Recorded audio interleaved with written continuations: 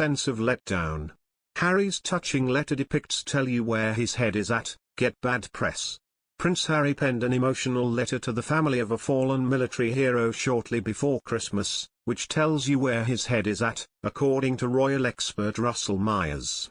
Harry and his wife, Meghan Markle, spent Christmas in Montecito, California this year with their 2 children, Archie and Lilibet.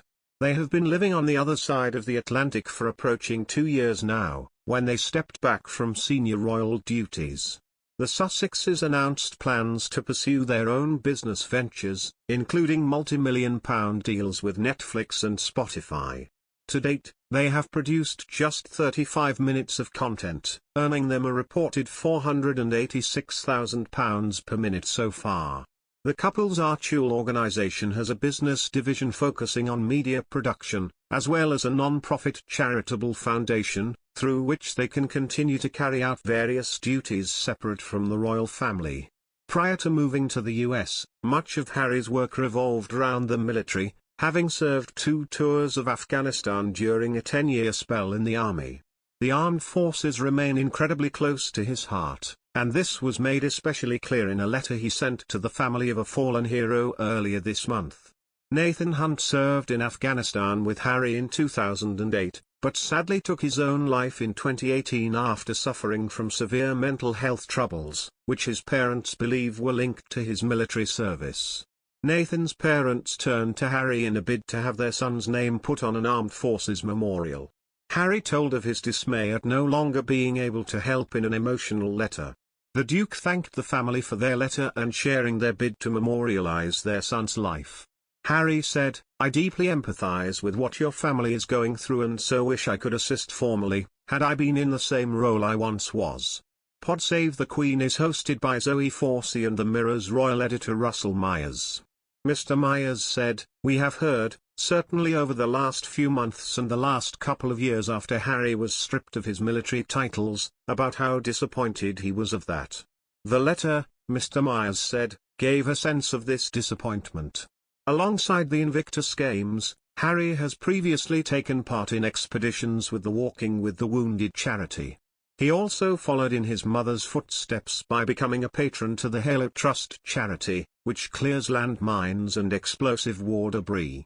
Mr. Myers said, "I think Harry really does get bad press some of the time." He added, "But when Harry is speaking from the heart, I think that is to be applauded. And the fact that he reached out in this way by just saying I deeply empathize with what your family is going through and I so wish that I could assist formally had I been in the role that I once was."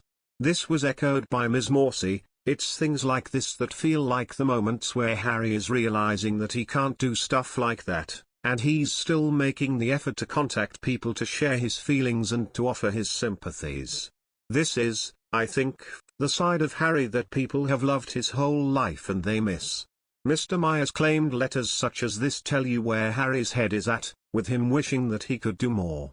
He said, "Undoubtedly, he has been very affected by losing those military appointments. But that doesn't stop him reaching out to people." Harry and Meghan attended the Intrepid Museum's Salute to Freedom Gala in New York in November, which honors veterans. They also traveled to a military base in New Jersey, where they spoke with U.S. service members and their spouses. Mr. Myers said he expects Harry to step up his military involvement on British soil again in the not-too-distant future. He said, "I think there certainly will be a place for him here at some stage to get involved with the UK Military Veteran Association. They would really appreciate him being more involved. Once the dust has settled in the future, then that's something we'll see more of. We've got Invictus Games coming up next May in The Hague, so maybe watch this space." Since leaving the royal family in 2020, Prince Harry has been working to carve out his own passions and goals in his career and philanthropy. But royal astrologer and Princess Diana's confidant, Debbie Frank, says it will still take years for Harry to let go of his old life.